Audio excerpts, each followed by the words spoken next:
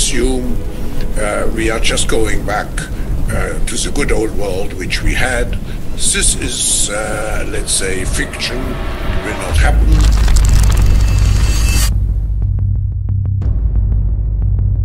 Now is the historical moment, the time, not only to fight severe virus, but to shape the system.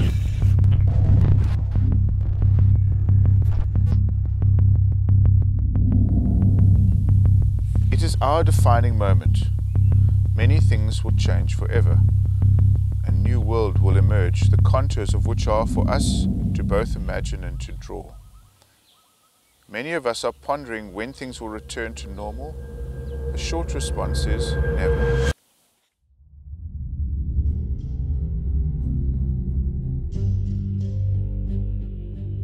Dokumentärfilmen Monopoly, Who Owns the World, belyste en intressant aspekt utifrån ägarstrukturen av världens stora börsföretag. Det är flera fondjättar, alltså företag som har som företagsmodell att investera i andra företag, som har ett enormt ägande och inflytande på alla våra börsnoterande företag. De här äger allt ifrån big tech till livsmedel till allting annat som produceras och saluförs. De största av dessa fondjättar är BlackRock och Vanguard. De har ett ägarinflytande inom allt som är värt att äga. Och ni kan se ägandet själva med hjälp av öppna källor såsom Yahoo Finance. De här fondjättarna är alltså inte bara ägare av globala storföretag, utan de är även ägare till hela industrier och till vad som synes är konkurrerande företag. Såsom Coca-Cola på ena sidan och Pepsi CEO på andra sidan. Och vad som kanske är mer aktuellt just nu så är det också ägare av hela läkemedelsindustrin. Däribland vaccintillverkarna Pfizer och Moderna. BlackRock och Vanguard är också storägare av andra fondjättar inom den här internationella storfinansen. Som Goldman Sachs och JP Morgan. Som i sin tur också utövar ett ägandeinflytande i sina respektive portföljföretag.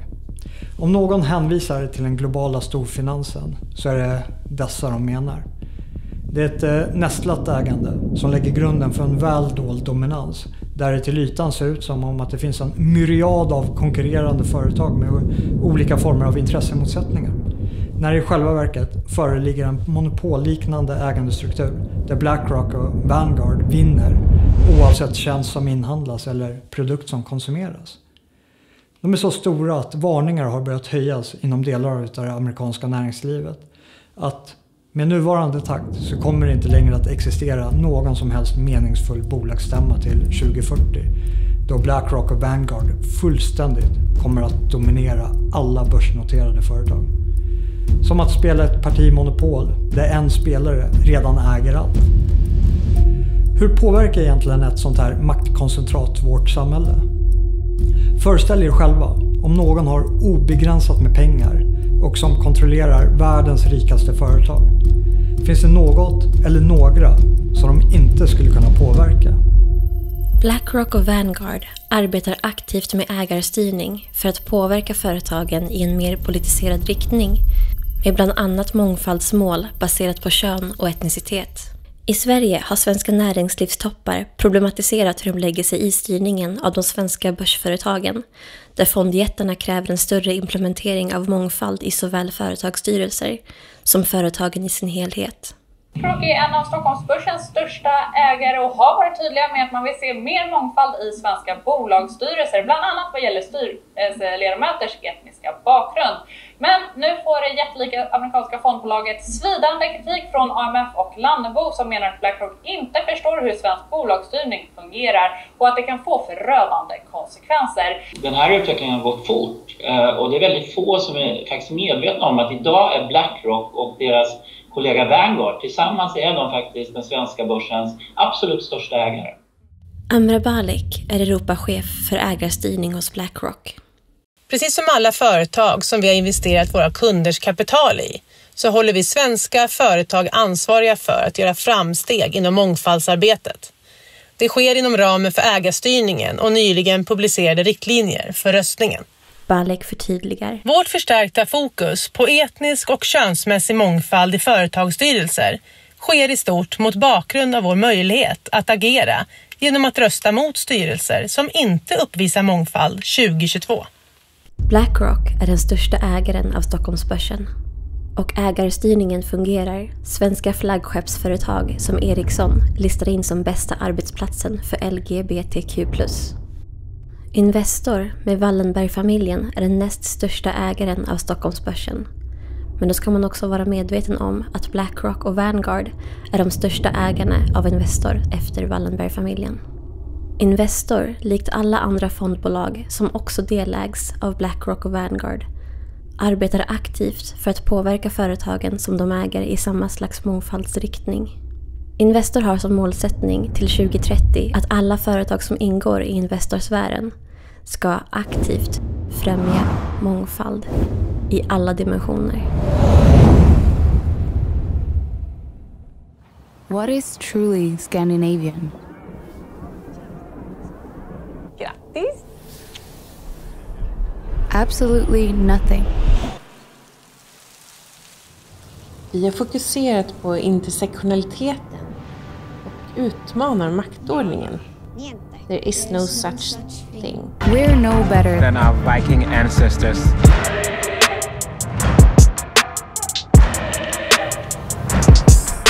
Absolutely nothing.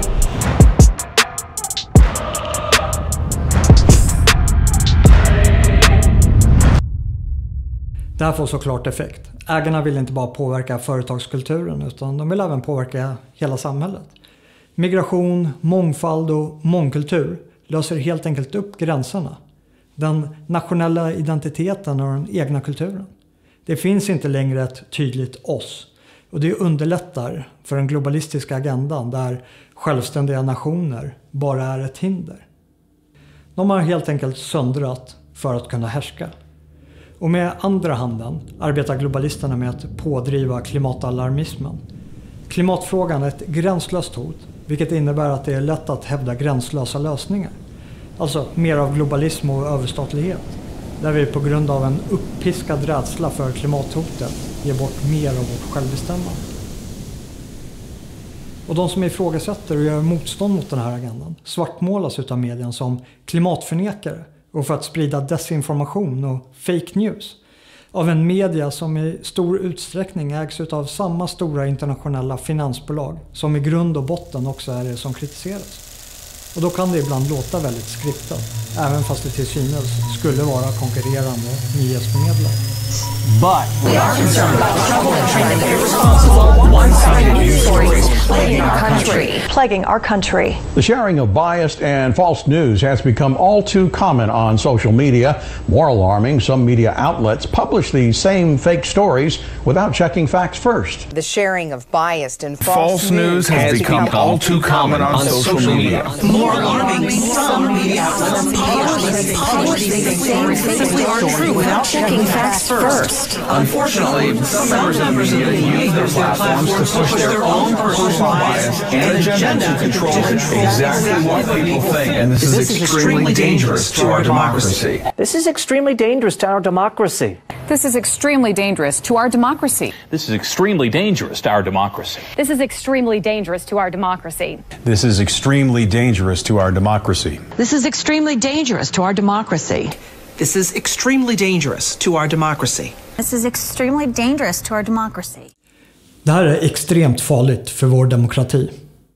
Amazon has transformed its operations in response to COVID-19 to protect employees and keep packages flowing. The company is keeping its employees safe and healthy while still delivering those packages to your doorstep. The company is keeping its employees safe. The company is keeping its employees safe. Millions of Americans staying at home are relying on Amazon. Enda sättet att prisas av mainstream media är helt enkelt att spela med på globalisternas agenda. Vill du vara en respekterad samhällsmedborgare som inte svartmålas, eller om du vill göra någon som helst karriär värt namnet, så finns det vissa saker du inte får motsätta dig. För om du inte ger läpparnas bekännelser till såväl mångfaldsmålen som klimatmålen, så kan du omöjligen klättra inom något börsnoterat företag. Den globala storfinansen påverkar såväl den nationella som den internationella politiken genom deras medieägande och genom politiseringen av alla deras företag. Men de använder sig även av andra plattformar för att nå direkt in till det politiska ledarskiktet. En sådan plattform är Bilderberggruppen. Högt uppsatta politiker kallas till årliga möten med den finansiella eliten under mycket stort hemlighetsmakeri. Ser du ett problem med att man som folkvald politiker deltar i slutna sällskap där allmänheten inte har insyn i vad som ställs på programmet? Nej, det ser jag inte. Så det är inget demokratiproblem att folkvalda politiker deltar i Bilderbergmötet till exempel som du har gjort? Nej. Vi har till exempel riksdagens utskott stängda de också till exempel. Så att vi har ju mycket sånt. Svenska regeringens sammanträde är också slutna, de är inte öppna för allmänheten. Det är några få familjer som dominerar den här sfären, däribland familjen Rothschild och familjen Rockefeller. Och från Sverige så är det familjen Wallenberg, och i Bilderberggruppens styrkommitté ingår också Marcus Wallenberg. Så här uttryckte Bilderberg-medlemmen David Rockefeller sig i sina memoarer. Some even believe we are part of a secret cabal working against the best interests of the United States, characterizing my family and me as internationalists and of conspiring with others around the world to build a more integrated global political and economic structure. One world, if you will. If that's the charge, I stand guilty and I am proud of it. Nationalstaten står i vägen för den globala storfinansens vision om en gränslös värld, underställd deras direkta inflytande. Samma kritik mot nationen kommer också från en annan plattform som även den för samman den globala finanseliten med våra politiska företrädare. Med syftet för att bryta ner nationella intressen för att främja den internationella finanseliten. World Economic Forum är en medlemsorganisation för den globala storfinansen som ämnar tillgodose sina medlemmars intressen genom att vara en plattform som skär igenom samhällets alla delar så att medlemmarna når såväl politiker, intellektuella och andra ledare av samhället för att kunna förverkliga den globala agendan. Companies do pay to come here. They pay a lot actually. But when it comes to civil society, scholars, scientists, activists and the media, they come for free. Because healthy economies are about a lot more than big business. And we need diverse voices to make sure all sectors of society are involved in decision making. Klaus Schwab är ordförande för World Economic Forum och har lanserat begreppet The Great Reset, som innebär en omfattande global, social och ekonomisk omstart i samband med covid-pandemin. Klaus Schwab skriver i sin bok med samma namn, COVID-19 The Great Reset. At first glance, the pandemic and the environment might seem to be only distantly related cousins, but they are much closer and more intertwined than we think. They are global in nature and therefore can only be properly addressed in a globally coordinated fashion. Och den återkommande problembilden som målas upp av Schwab är absence of global governance. Det är genom att fokusera på och blåsa upp gränslösa hot och skapa en rädsla för de hoten som gör att vi ger bort vårt självbestämmande. Deras mål är att vi inte längre kommer att vara nationella medborgare i olika länder utan vi ska betrakta oss som världsmedborgare under en global ledning. Det är inte helt otänkbart att anledningen till att World Economic Forum inte lanserade The Great Reset i samband med klimathysterin var för att vi aldrig blev tillräckligt rädda för klimathoten. För att gå med på de här tvångsåtgärderna som den här stora omstarten kräver. Däremot så lyckades de att blåsa upp den rädslan som behövdes i samband med covid-19. Varpå covid-19 också kan användas som förevändning till The Great Reset. Some leaders and decision makers who were already at the forefront of the fight against climate change may want to take advantage of the shock inflicted by the pandemic to implement long-lasting and wider environmental changes. They will in effect make good use of the pandemic by not letting the crisis go to waste. Now is the historical moments, a time. This pandemic has provided an opportunity for a reset. It is an opportunity we have never had before and may never have again. We must not miss this unique window of opportunity. Till skillnad från Bilderberggruppen så är World Economic Forum en mer öppen plattform där agendan propageras utåt. Det handlar om att styra narrativet. World Economic Forum ska vara i kontroll över berättelsen som ska förmedlas till världens befolkning. We are here to develop the great narrative, a story for the future. We will look how we imagine, how we decide, how we execute the great narratives, how we define the story of our world for the future. Det stora narrativet är att covid-19 är ett gigantiskt öppningsfönster för att genomföra den här stora omstarten. Det handlar inte om att komma ur pandemin tillbaka till vad vi uppfattar som ett normalläge, utan vi ska in i ett nytt normal som tar sin början med en omstart. Och därmed är inte heller alla åtgärder som vi vidtagit med restriktioner, lockdowns och vaccinpass att betrakta som en exit-strategi från pandemin, utan ska snarare ses som en ingångsstrategi till ett helt nytt normaltillstånd, helt väsensskilt från det som var innan. The pandemic gives us this chance. It represents a rare but narrow window of opportunity to reflect, reimagine and reset our world. Really to create a great narrative for humankind. Many of us are pondering when things will return to normal. The short response is never. Att de här åtgärderna som World Economic Forum och deras samarbetspartners har infört inte handlar om vår hälsa blir extra tydligt hur Schwab beskriver covid-19 i sin bok. The corona crisis is one of the least deadly pandemics the world has experienced over the last 2,000 years. The consequences of COVID-19 in terms of health and mortality will be mild compared to previous pandemics.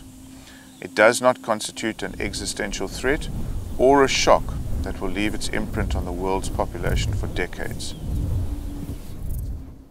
Någonting som däremot kommer att lämna ett avtryck hos världens befolkning i en oöverskådlig framtid är de permanenta förändringar som World Economic Forum vill genomföra. The societal upheaval unleashed by COVID-19 will last for years and possibly generations. När Världshälsoorganisationen utlyser en pandemi så får det långtgående konsekvenser. Och anledningen till att en sjukdom som inte är så allvarlig ändå kan klassas som en pandemi beror på att Världshälsoorganisationen 2009 ändrade definitionen för vad en pandemi är. De tog helt enkelt bort kravet på överdödlighet för att kunna klassa svininfluensan som en pandemi. Det gäller det skräcken för den så kallade svininfluensan som nu sprider sig över världen. Frågan är hur befogad den skräcken är och om det verkligen handlar om en pandemi. När WHO kallar en smitta för pandemi så får det långtgående konsekvenser både för samhällsinstitutioner och företag. Men ansedda forskare ifrågasätter nu själva pandemibegreppet och även den planerade massvaccineringen. För en stund sedan pratade jag med en oberoende forskare knuten till det högt ansedda Cochrane-institutet som utvärderar olika behandlingsmetoder. En forskare som är mycket kritisk till larmet som går över världen. This one seems to be a pretty mild form of disease, so I'm not sure that I understand all this worry, but there may be good reasons for it. But now you say it's not serious, but in Sweden, for example, we prepare for mass vaccinations. Isn't that necessary according to you? Vaccination in a pandemic, or so-called pandemic vaccines, well, we never know whether they'll work, because of course there is no target virus to test the vaccine against, usually. Pandemic vaccines and other vaccines are registered before the virus is around. And so it's a gamble whether these vaccines will work. What the evidence shows from the hundreds of studies that we have reviewed is that these vaccines have got a performance which is not very good, and they work best in healthy adults, i.e. those who've got good immune systems in the first place, and for which they usually are not recommended. But you give one picture here of this flu not being so serious, but the WHO gives another picture and they call it a pandemic. What do you say about calling this flu a pandemic? Well, it's a good point. I don't understand what a pandemic is anymore. And the reason for that is as follows. In 2003, WHO described an influenza pandemic as follows. An influenza pandemic occurs when a new influenza virus appears against which the human population has no immunity, resulting in several simultaneous epidemics worldwide with enormous numbers of deaths and illness. Sometime in May 2009, this definition changed as follows. An influenza pandemic may occur when a new influenza virus appears against which the human population has no immunity.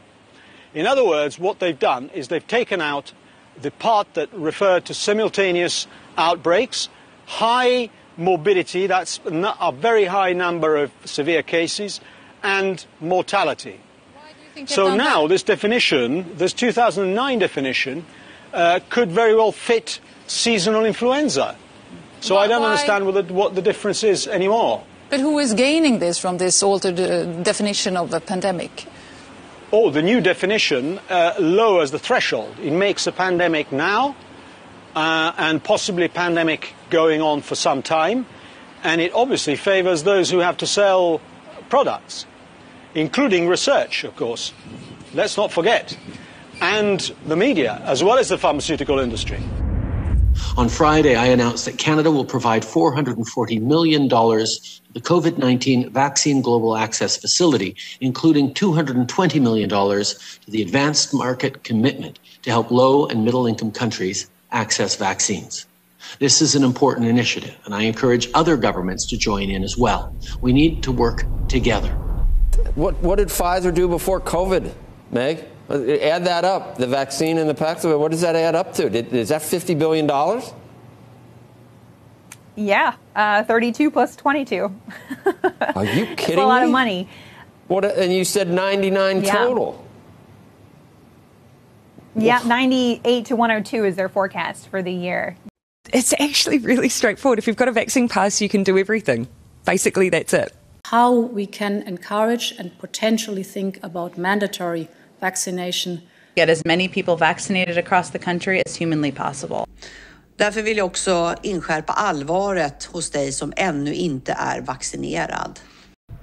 For unvaccinated, we are looking at a winter of severe illness and death for unvaccinated. For the unvaccinated, you're looking at a winter of severe illness and death. For yourselves, your families, and the hospitals you may soon overwhelm. If you are anti-mandate, you are absolutely anti-vax. I don't care what your personal vaccination status is. If you support, champion, give a green light, give comfort to, support anybody who argues against the vaccine, you are an anti-vaxxer. Absolutely. Your personal vaccination status is utterly irrelevant. And if you are out there in any way, shape or form campaigning against this mandate, you are absolutely anti-vax. If you say pro-persuasion, stuff it, shove it.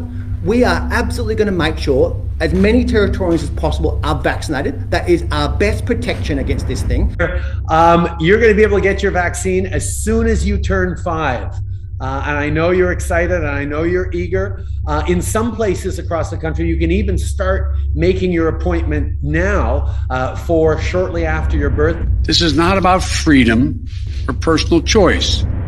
If your child is 5 years of age and older, please get them vaccinated. We need to protect the children. 50 million planned doses scrapped after triggering false positive results for HIV. As in science, things don't always go right. It's certainly a tough day for the team. The UQ vaccine applied a molecular clamp closing the coronavirus spikes using an HIV protein which falsely triggered infection markers. Vaccine expert Professor Nikolai Petrovsky says he raised the alarm early. Our feeling was it was too experimental a technology to be rolled out. Det är inte bara innebörden av pandemi och anti-vaxxer som har ändrats, utan även vaccin har fått en helt ny definition.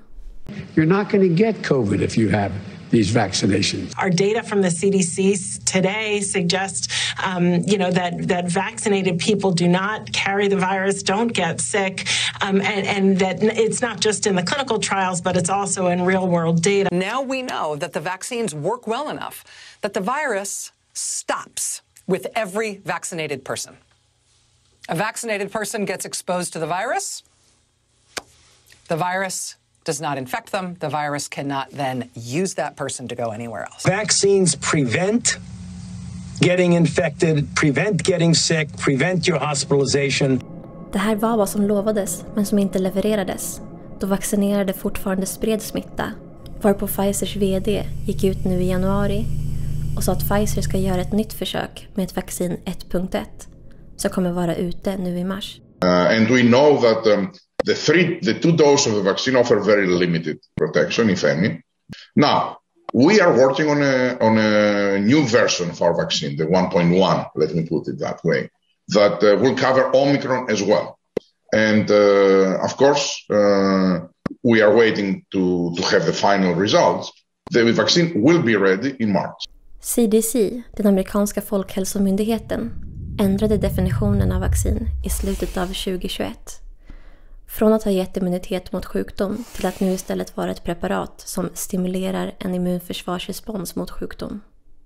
Världshälsoorganisationen har även i samband med covid-19 ändrat definitionen av flockimmunitet genom att ta bort att flockimmunitet kan uppnås med naturlig immunitet genom ett sjukdomsförlopp till att nu enbart vara ett koncept för vaccinering. Herd immunity is achieved by protecting people from a virus, not by exposing them to it. Begreppen ändras för att kunna manipulera verkligheten. En av de största finansiärerna till Världshälsoorganisationen är Bill Gates. Gates är också tätt sammanknuten med World Economic Forum. Med ena handen får Gates skattelättnader för pengarna han för in i Bill and Melinda Gates Foundation, som sen kan föra vidare de här skattefria pengarna till WHO. Med andra handen investerar Gates i läkemedelsindustrin och vaccin. You've invested $10 billion in vaccinations over the last 2 decades, and you figured out the return on investment for that. And it kind of stunned me. Can you walk us through the math? But we feel there's been over a 20-to-1 return. So if you just look at the economic benefits, that's a pretty strong number compared to anything else. I think the numbers that you ran through were if you had put that money into an S&P 500 and reinvested the dividends, you'd come up with something like $17 billion, but you think it's $200 billion. Here, yeah. You know, helping young children live, get the right nutrition, contribute to their countries, that has a payback that goes beyond any typical financial return. Right. Världshälsoorganisationen utlyser pandemi och världens befolkning ska vaccineras. Varpå det här är Gates bästa investering någonsin och allt förklätt som filantropi. De stora globala företagen med BlackRock och Vanguard i ryggen har blivit ofantligt mycket rikare under pandemiåren. Detta är samtidigt som pandemiåtgärderna i de värst drabbade länderna har slagit sönder ekonomin för den vanliga medborgaren.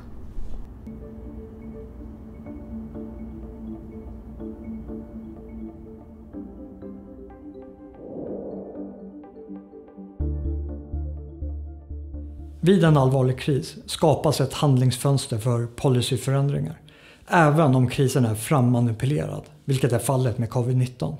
För hela den här krisen vilar på ett beslut som togs av WHO om att det råder en pandemi. Men det hade inte varit en pandemi om covid-19 hade skett innan 2009. Då hade covid-19 bara räknats som en extra tung säsongsinfluensa och hanterats som en tung influensa. Men idag är det en pandemi och hanteras som om det vore den farligaste pandemin som vi någonsin haft. Vidden på de åtgärder som vidtagits saknar historiskt motstycke.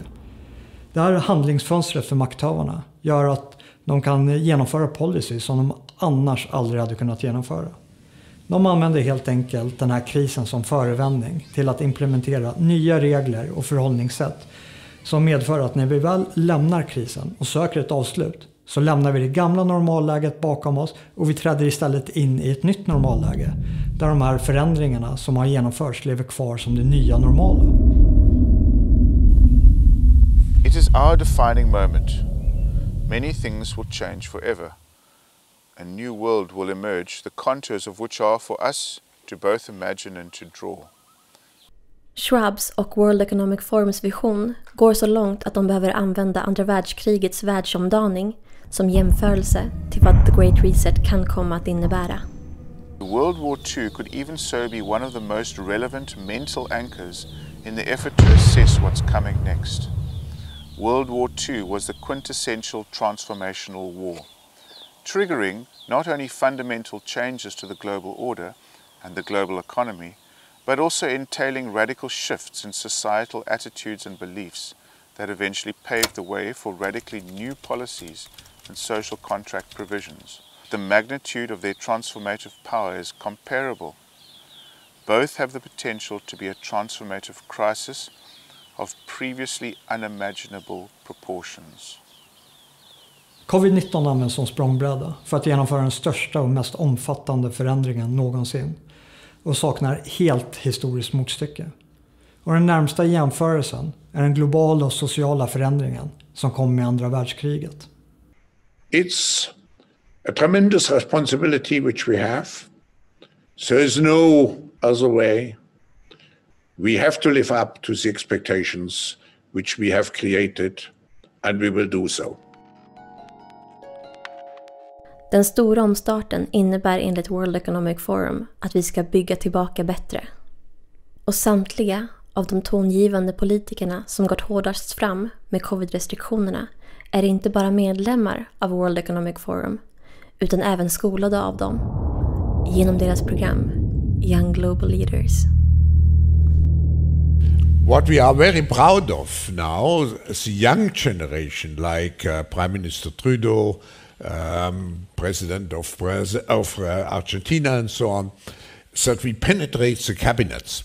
So yesterday I was at a reception for Trudeau, and I know that half of this cabinet, or even more half of this cabinet, are for our actually young global leaders of the World Economic Forum. Chrystia Freeland är inte bara Trudeaus vice premiärminister. Hon är även styrelseledamot i World Economic Forum tillsammans med Klaus Schwab. I really believe COVID has created a window of political opportunity and maybe an epiphany. Wow. Yeah. Sorry. That's true in Argentina as well. It's true in Argentina and it's true in France now. I'm here with the president, with a young global leader. Och de använder sig alla av den centralt tillverkade catchphrasen Build Back Better som en del av den stora omstarten The Great Reset. Build back better from the COVID crisis. Build it back better. To come back stronger and build back better. Build Canada back better. You know what Donald Trump will do with 4 more years?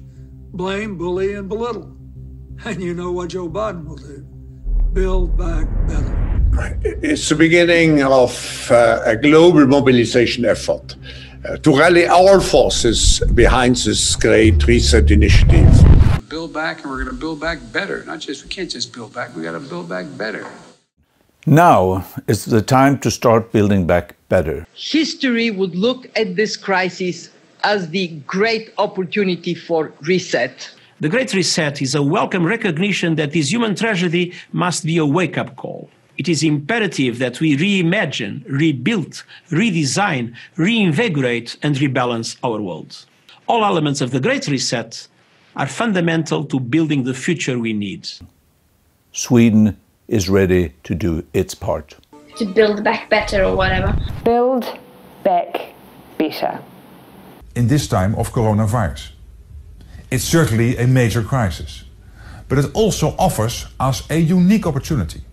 Now is the time to make the changes we need to build a climate-resilient world, but also to build back better. Lanseringen av The Great Reset föregicks av en lång rad möten och korrespondens mellan World Economic Forum och våra politiska ledare. De nederländska myndigheterna har offentliggjort delar av korrespondensen mellan deras premiärminister, finansminister och utrikesminister med Klaus Schwab och World Economic Forum. Dear Minister, the discussions will focus on shaping policies for the post-COVID-19 era under the theme of the Great Reset. The Forum will work with your staff to ensure that your participation becomes a major force in shaping the Great Reset. I look forward to welcoming you in Davos. Klaus Schwab skickade även boken The Great Reset och premiärministern svarade Schwab med orden att boken är en hoppfull analys om en bättre framtid. Dear Professor Schwab, your book provides us a worrying, thus hopeful analysis for a better future.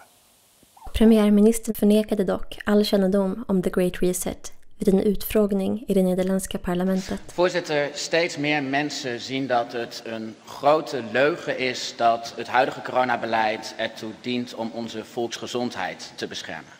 Maar dat roept natuurlijk wel de vraag op waarom dan al die afschuwelijke maatregelen worden getroffen die onze hele manier van leven, onze hele samenleving kapot maken. Nu zijn er een aantal invloedrijke globalisten die naar eigen zeggen de coronacrisis zien als een enorme kans om onze wereld te resetten en dus een pervers belang hebben om deze crisis nog even voor te laten duren. En een van deze globalisten is de heer Klaus Schwab, oprichter en voorzitter van het World Economic Forum. En hij heeft ook een boek geschreven met als pakkende titel COVID-19, The Great Reset. En mijn vraag aan de demissionair minister-president is: hoe beoordeelt hij de inhoud van dit boek? De minister-president. Ik ken het boek niet, voorzitter.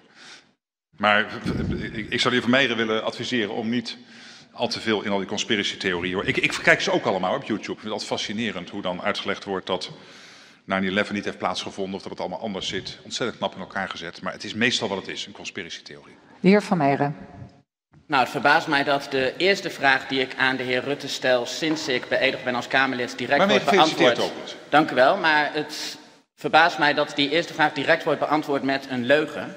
Ik heb namelijk een brief in mijn hand die dateert van 26 november 2020. En dat is een brief van de heer Rutte aan de heer Klaus Schwab, waarin hij de heer Schwab bedankt voor het toezenden van zijn boek. En dit noemt een hoopvolle analyse voor een betere toekomst. Zou de heer Rutte nog even kunnen graven in zijn geheugen? Het is nog geen half jaar geleden, dus ik weet niet hoe lang uw herinneringen actief blijven. Maar waarschijnlijk is dit nog wel ergens op te graven. En mijn eerste vraag opnieuw te beantwoorden en nu eerlijk, alstublieft. Nou, het eerlijke antwoord is dat dat een nette brief is. Waarin je helaas niet alle boeken die je toegestuurd krijgt van kaft tot kaft kunt lezen. Maar wel degene die je toestuurt een vriendelijke brief wil terugsturen. Nou, dan zegt de heer Rutte dus eigenlijk dat hij niet heeft gelogen tegen mij, maar tegen de heer Klaus Schwab. Visionen av The Great Reset är att vi ska lämna det gamla och komma in i det nya. Och det nya innefattar vad Schwab kallar stakeholder capitalism. Stakeholder capitalism innebär att de globala företagen inte bara ska ägna sig åt sin egen verksamhet, utan de måste även ta ett helhetsansvar för samhällets alla delar, med en emfas på social rättvisa, och detta oberoende av nationsgränser. We've reached a human crisis unlike any that we've experienced in the last 75 years. Any one side has too much, the other side will oppose it. We've done a lot of things to create the imbalances that we have today. COVID-19 has laid bare the systemic social inequities. Addressing these larger problems must become our priority.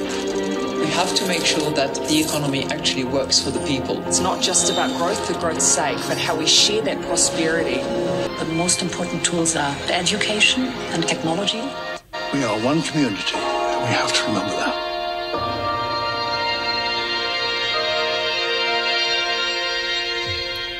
Den nederländska premiärministern prisar visionen i samma brevkorrespondens. My good friend Professor Schwab outlines an inspiring way forward in making the global economy more equitable, sustainable and future-proof. A vision that fits in perfectly with all his efforts over the years to build a better world. Once again, Professor Schwab gives us food for thought and reflection with this fascinating book. Mark Rutte, Prime Minister of the Netherlands.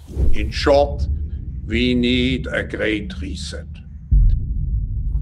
Det här väcker onekligen en övergripande fråga över vems intressen är våra politiker företräder när de pratar om den här stora omstarten.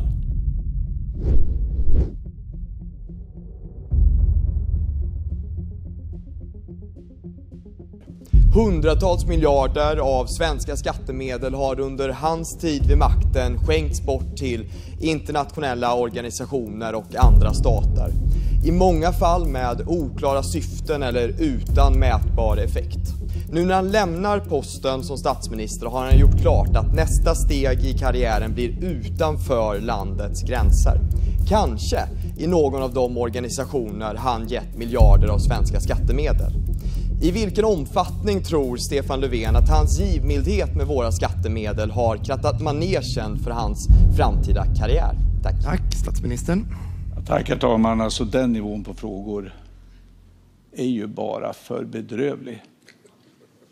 Vad vet du överhuvudtaget om detta? Jag kan säga till dig, jag har inga konkreta planer vad jag ska göra. Jag tänker ta mig tid.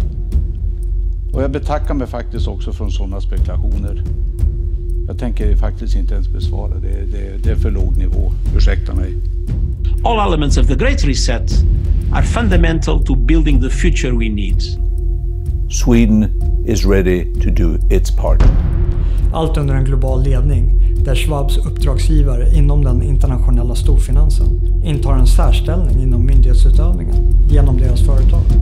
Något som Schwab kallar för stakeholder capitalism, där fokus flyttas från vinstmaximering hos de här globala storföretagen till ett bredare socialt engagemang med en emfas på hållbarhet, mångfald och social rättvisa.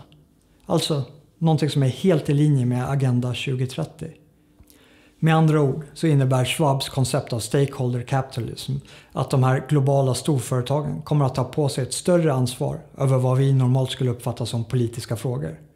Alltså frågor som vi vanligtvis brukar rösta om, men som i det här scenariot kommer att axlas av anonyma fondjättar som vi vare sig har valt eller har insyn till. Jag kommer osökt att tänka på Ronald Reagans klassiska citat angående de mest skrämmande orden i det engelska språket. The 9 most terrifying words in the English language are I'm from the government and I'm here to help. Building back better means getting support to the most vulnerable while maintaining our momentum on reaching the 2030 Agenda for Sustainable Development and the SDGs. Canada is here to listen and to help. Den uppdaterade versionen av Reagans citat blir däremot att jag är från ett globalt företag med en anonymiserad ledning som är här för att hjälpa. Vaccinet är hjälpen vi får och vaccinet är en viktig komponent för den här globala omstarten. För vaccinet leder till vaccinpass och vaccinpass leder till den här utökade digitala infrastrukturen med ett digitalt ID som kan binda samman hela vår person, hela vårt jordliga väsen till en enda QR-kod. En region i Kina har redan infört ett digitalt ID som är kopplat till ett social credit score. Där staten avgör vad du får eller inte får göra beroende på om staten anser att du varit en god samhällsmedborgare som gynnat kollektivet. Everywhere she goes, Ouyang Haoyu is followed. What she buys, how she behaves is tracked and scored to show how responsible and trustworthy she is.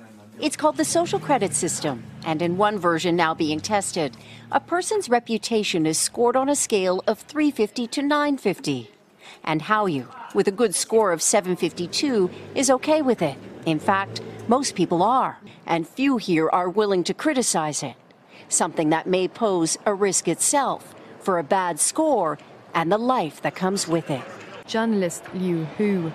He got a little too close to uncovering corruption among high-profile party members. After being sued for defamation by the subject of a story he'd written, he was blacklisted. But he only realized when he tried to buy a train ticket and was told he was banned from traveling. That tells me I'm still on the blacklist. Punished because he's been branded untrustworthy by the state. Once you're blacklisted, you can no longer get a bank loan, start a business, buy an apartment, or even send your children to a private school. In theory, everything can be taken into account in the social score. World Economic Forum vill ha ett globalt medborgarskap under en global ledning där kontrollen över folket sker med hjälp av ett digitalt ID som innehåller bland annat din hälsostatus, vilka sjukdomar du har, vilken vård du fått och vilka vaccin du tagit. Det digitala ID:t ska också utgöra din nya digitala plånbok med en ny digital valuta. Och du kommer också ersätta ditt pass om du ska ut och resa. Und aus diesem Grund wird die Kommission demnächst eine sichere europäische digitale Identität vorschlagen. Eine Technologie, bei der wir selbst kontrollieren können, welche Daten ausgetauscht und wie sie verwendet werden. Det digitala ID:t kommer också vara en förutsättning för att få ta del av den allmänna infrastrukturen, allt reglerat och styrt från centralt håll. Om det här digitala ID:t införs så kan makthavarna stänga ute vem de vill, när de vill, från hela samhället, världen över, genom att bara begränsa personens QR-kod. Och de kommer också kunna straffa alla som interagerar med den utsatta personen på samma sätt, då det digitala ID:t också är spårbart. Om de inte lyckas införa det digitala ID:t i samband med den här krisen så finns det alltid nya kriser runt hörnet som kommer att kunna rättfärdiga införandet utav det här digitala ID:t. For a potential cyber pandemic. The COVID-19 pandemic has shaken our economies and societies to the core and shown us how vulnerable we are to biological threats. In the digital world, similar risks are being overlooked right now. A cyber attack with COVID-like characteristics would spread faster and further than any biological virus. Its reproductive rate would be around 10 times greater than what we've experienced with the coronavirus. Fortunately, at least until now, cyber attacks have not impacted our health the way pandemics have, but the economic damages, and therefore the impact they have had on our daily lives, have been equal and sometimes even greater. You see, the only way to stop the exponential propagation of a COVID-like cyber threat is to fully disconnect the millions of vulnerable devices from one another and from the internet. All of this in a matter of days.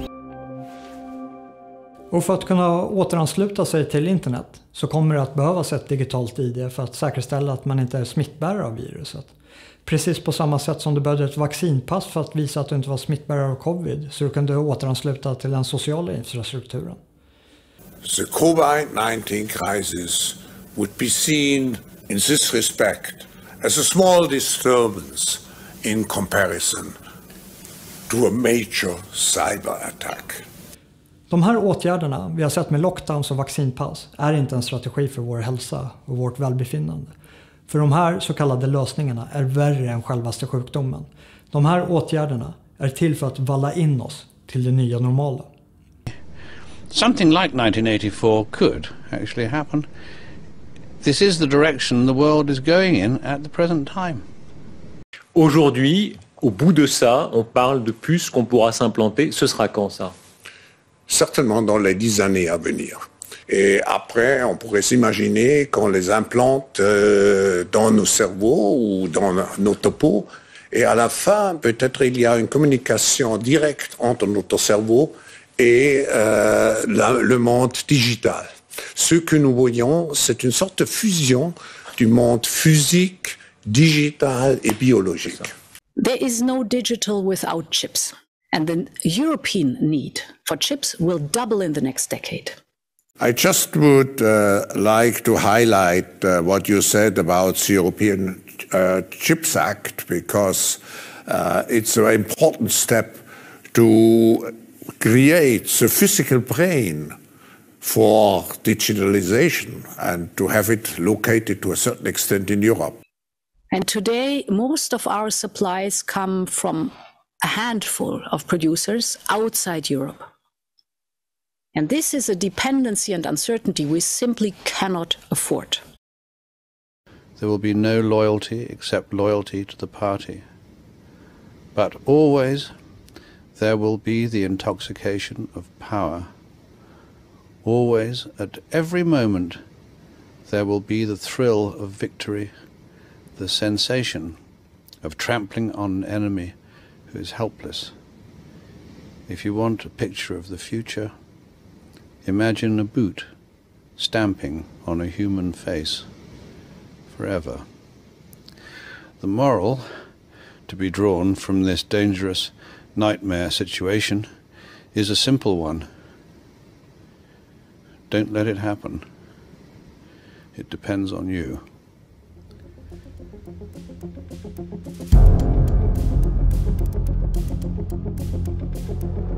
Is it possible to prevent the next pandemic? Yes, if every country does what Australia did, then you wouldn't be calling it a pandemic.